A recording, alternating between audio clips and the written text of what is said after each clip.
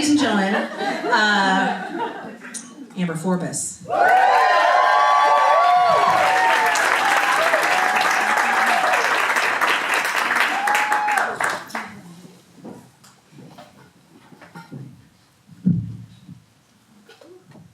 You'll have to forgive me, we've been freshman yearing it up back there a little bit, so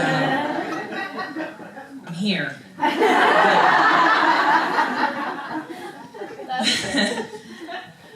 The freshman, the inner freshman, is always inside of you, and it never dies. It's the part of you that emerges when you move someplace new. It's the part that tells you that you're leaving someplace shitty behind and you're moving someplace that's not shitty, and never ever imagines that the new place might be shittier.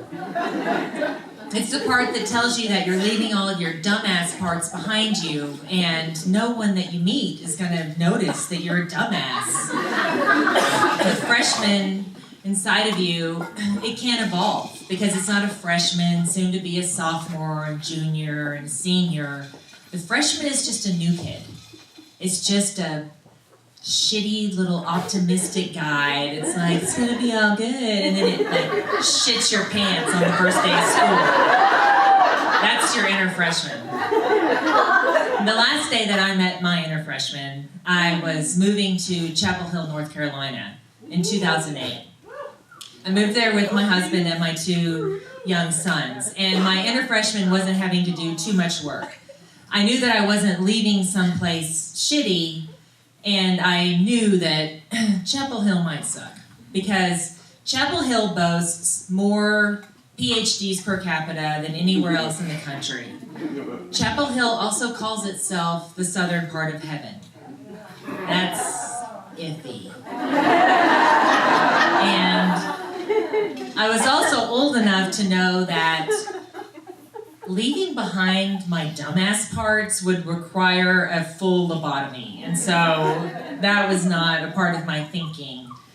But inner freshman was going hard with how cool everything could be in a new place, in a new state, because I'd never lived outside of Arkansas. So one summer afternoon, I find myself in a park with my 2-year-old son, and I'm looking to meet other parents, specifically because I want to get some intel on preschools. My first mistake was saying schools to the people that were in this park. In one afternoon, not 5, I met the parents of 3 separate children who told me that their highest priority for a preschool was the availability of a teacher to teach Mandarin to 2-year-olds. Additionally, they told me that they have PhDs, a million of them, but Chapel Hill Public Schools also have more children identified as gifted than anywhere else in the country. At this point, alarms start going off because, first of all, I don't need a 2-year-old speaking Mandarin to me, because that means I have to learn Mandarin, and I'm not doing that. That's too much work. Also, this whole thing of we and our children are smarter than everybody else in the whole world was the grossest thing that I'd ever heard. So my husband and I bought a house on the adjacent county line, and we put the nightmare of Mandarin fluent toddlers behind us and tried to move forward. And although we had escaped the creepy Chapel Hill school system, we still lived in Chapel Hill. And we had our own icky proclivities, I will admit. We loved that there was not a Walmart like right there in your face every time you turned a corner. And there was a Whole Foods. And there was Trader Joe's. And I know. And little movie theaters that had like foreign films and independent films and internet, restaurants with like food that you can't get here, and ew, but we liked it. And still, those people from the park, they were around.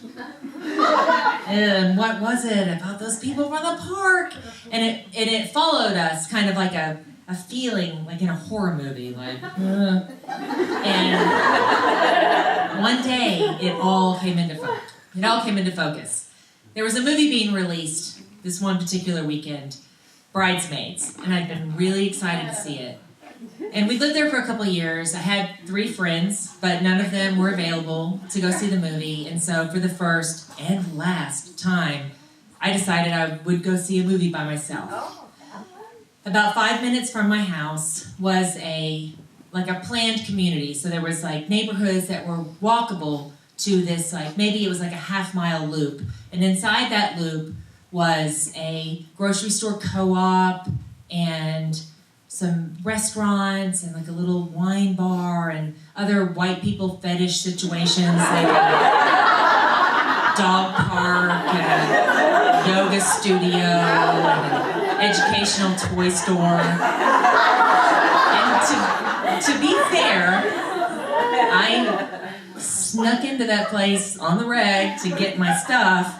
And I also had the nerve to just judge the shit out of the social situation that was going on down there all the time. And Saturdays, a particular breed of Chapel Hillians would overpopulate this place with their well-trained rescue dogs, sipping chai tea and talking about things that I imagined were like gross southern food they just heard about, like squirrel or frog legs and how to pair it with wines. I don't know, I wasn't involved, that's what I was guessing. And I normally try to avoid it on Saturdays, but they had a little movie theater down there and it was showing Bridesmaids. So if I could just get in, I would be okay. And driving into that place was really funny. You would think that it would be just a sea of Subarus. That's what I would guess. But you don't drive around humanely slaughtered squirrel and Grenache in your Subaru. This was like heavy Land Rover territory. So I would pull in my disgusting wrecked minivan, just praying that Chick-fil-A trash wouldn't fly out when I opened the door, and I would have some kind of altercation with one of the people that were there, if I can just get into this movie theater. So I do, and it's a ghost town. So I kick back, I rip open the M&Ms, got the whole place to myself. It's gonna be amazing. And then the horror music starts, and the door creaks open, and a couple in their 50s walk in, and I was like, come on.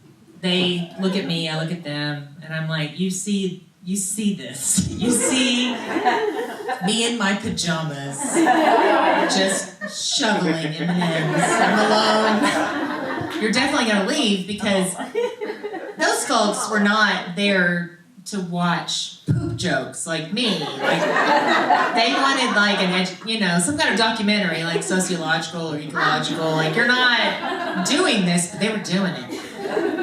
They come up the stairs. They come down my aisle. And then they sit right next to me. Not in front, not behind, not one seat over, all of which would be completely inappropriate. It was empty. And I'm texting my husband, I'm being assaulted. There are people right next to me. There's a murder. I'm calling 911. And I don't know what to do. These people probably have PhDs. Their children probably speak Mandarin. But even this, they can't do it right. And so at that moment, like, the real freshman inside of me emerged. The one that spent a year at Hendrix College in Conway, Arkansas, and lived to tell the tale. When I was a senior in high school, my family moved from Fayetteville to Eureka Springs. And I spent all of my social energy that I had of being the new kid as a 17-year-old, I was done. And so when it came time to pick a college or like do the thing, I just couldn't think about it. I couldn't think about being the new kid again. The U of A was right around the corner, so maybe. And then my English teacher suggested that I consider Hendrix. And I knew one thing about Hendrix College, and that was governor school. And I don't know if it's still a thing, but governor school used to be a special summer program for special juniors in high school. I didn't go, I don't know. But first of all, don't say summer school to me. That is the most appalling thing. And I maintain this today. Don't go to school in summer. That's terrible. I'm capable in 2 subjects, which means 60% of the day is just me praying for death or calamity or summer to set me free from stupid school. And so Hendrix, trying to sell summer school as something that's cool or fun to do for juniors was a huge red flag. I'll be over here at the Tasty Freeze, making my own money to drive my car to places that are not school. But then Hendrix threw a curveball. They offered me a academic scholarship. It wasn't anything to be impressed with, but it was enough to seal the deal. So when fall came, I would be going to Hendrix. I had 4 friends that were returning to Hendrix as sophomores, and so I felt like, well, that'll do. I don't need to worry. So I didn't do any of the things. I didn't open the things that were coming from Hendrix. I didn't go visit Hendrix. I didn't learn anything about Hendrix. Unlike all of the other freshman people that were coming, they were busy networking with each other, jockeying to not be in one particular dorm. And then there's me, just yucking it up in Eureka like an idiot, like school was never gonna start. That was me, all summer, like a dummy. And then, about a week before school started, I realized, oh, school's about to start, ew. And so I opened up the admissions packet, and the fear and the dread began to sink in. And here's what, looking back, that orientation packet should have said. Dear incoming freshmen, you have been assigned to couch dorm. In the coming weeks, in between fits of uncontrollable laughter, your friends will tell you the couch dorm is a catch-all for people who did not request a specific dorm and people who the admissions committee has decided will someday end up on some kind of watch list. Your roommate's name is Amanda, and she does not give a shit what your name is. She's the first person in her family to ever go to college. She means business, and you can fuck right off. Lights out at 9, 10 on the weekends, and Sunday is for the Lord. None of this is covered in dorm policy at Hendrix, but it is covered under you fucking right off. Sometime between now and the trimester finals, you will break her phone and she will actually threaten to take your life. But by then, you will have planned out her murder very carefully, so this is much less frightening than it seems right now. Right down the hall, you will find Stephanie, who is your RA. She arguably has one of the highest IQs on campus. Unfortunately, she only uses it to tell lies. She's a huge compulsive liar. You are a manipulative troll, and you become friends with her so that she will let you break all the rules. And because of this friendship, she confides in you that in her senior year of high school, she popped a zit on her face, and the hard sphere that emerged from her face, I'm not lying, I want you guys to know this. She told me it was sent to NASA to be studied, results pending.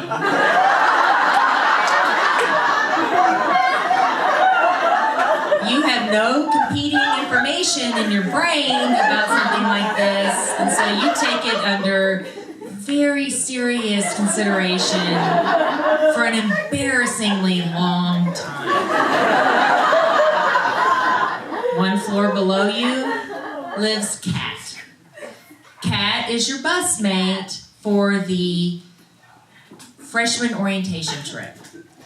The freshman orientation trip is meant to build friendship and rapport. For you, it will only build horror and repulsion, but Hendrix offers no apologies or refunds on your freshman year, so sorry about that.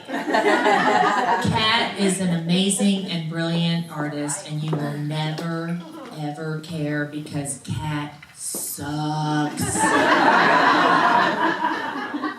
Kat loves the band Hole. Kat hates her father. And these two things seem to be somehow personified in the Rolex watch that she shows you 4 times on the drive to Memphis. From Conway to Memphis, 4 times, look at my Rolex. Somehow, I love Hole, I hate my dad, look at my Rolex, complete the puzzle that is Kat. And you don't care anything about completing the puzzle, but iPods haven't been invented, and you forgot a book, so have fun with that. Your last hurdle at Couch is an enigma named Gary. You will notice Gary immediately because Gary is fucking hard to miss. Husky and both militant and aimless at once, Gary will frighten you. You won't fully appreciate Gary immediately because planning your roommate's murder and avoiding Kat and wondering if NASA has a dermatology department takes up a lot of your headspace. But Gary notices you. And he is not impressed. Gary cuts his own hair. It's short, brown. His eyeglasses are about 8 inches thick. He wears a tight white Hanes t-shirt tucked into tight white blue jeans every single day. And Gary will stare at you out of his dorm window, angrily, while he silently trims his bonsai tree. And twice, while drunk, you will look up at Gary while he glares at you and silently trims his bonsai tree, and you will flip him off.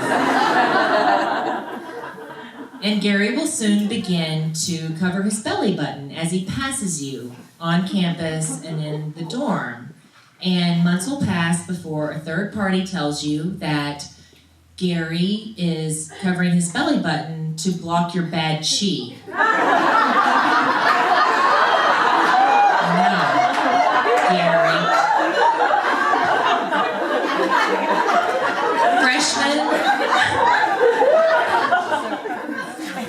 Freshmen still have time to pick a major. You seem like a really good candidate for religious studies. Fear got you stuck on the karmic wheel of Couch dorm, and once there, you planned the murder of your roommate, manipulated your RA for free beer, and started oozing bad chi. But no matter what religion you pick, you will likely find no comfort, but academic advisors are on staff to help you make that decision should the boogeyman known as wit not weed you out. Sincerely yours, Hendrix College. Let me tell you about WIT. WIT was a 2-semester doozy. The long name was Western Intellectual Traditions. It was initially presented to us as the academic equivalent of Hell Week for Marines. The professors from various departments would come in and give their spiel about what part they were going to teach and blah, blah, blah, and then tell you if you ever miss a lecture, you might as well just walk into traffic because your entire academic career is over. They started with Socrates and Plato, and then they made us read every single word that had ever been written down since then. If I had actually opened up the admissions packet that was sent to me, I would have just stayed at Tasty Freeze. But I didn't. And clearly it was going to be difficult, but I had met academic doozies before. Their names are geometry and chemistry. Real pain is made from Bunsen burners and triangles. So I knew that probably if I just settled down and did the work, it would be okay, but I underestimated the real challenge, which was the moment when my classmates calmed down, settled in, and started talking. I've never witnessed this level of competitiveness outside of athletics. Every single class was just a race to wear out the thesaurus or try out some terrible shower thought on the philosophy professor. And we were all 18-year-old kids, and so you don't have an original philosophical thought that a philosophy professor is going to care about, and there's no way 10 of you do, in just every class. One time, in the cafeteria, I had the misfortune of sitting across from Brock from Clinton, Arkansas, who tossed at me a memorized quote, and he said, "Do you know what that's from?" And I just chewed, hoping that he would stop, because I didn't initiate this conversation. And he said, "I'll give you a hint. It's either Sartre or Nietzsche." And I still didn't talk. I just thought, chicken fingers. What I'm eating, it's my favorite food. It's been my favorite food. It's gonna be my favorite food. And even what you're doing right now, it's never gonna ruin it, Brock. So stop it. If I have one real regret from Hendrix College, it's that I didn't make a tally of every time someone said to me, or I heard someone say, "Do you know what that's from?" Oh my God, movie quotes, song lyrics, obscure Simpson characters. It was the game. It was always the game. Yes, you have an amazing memory. It's incredible how you can memorize all of these things. Oh my God, but guess what? I never liked The Simpsons. And if you ruin this particular conversation by trying to make us listen to The Dark Side of the Moon or talk about it, I'm gonna be really loud about it. And you can't kick me out of this party. There's beer here, it's a dry county, I'm staying, and I'm gonna scream about it. And even 5 of you nerds are not big enough to remove this from a party. Stop trying. It wore me down. I eventually transferred to the U of A. I can't play kill or be killed in a dorm room. I'm still mad that I wondered if NASA studies zits. And it's very possible that I have bad chi, but I will not accept that information from Gary, who is definitely under supervision or surveillance somewhere right now, wherever he is. It has been tossed around that I was not smart enough, much to my rage, that I was not smart enough to be at Hendrix.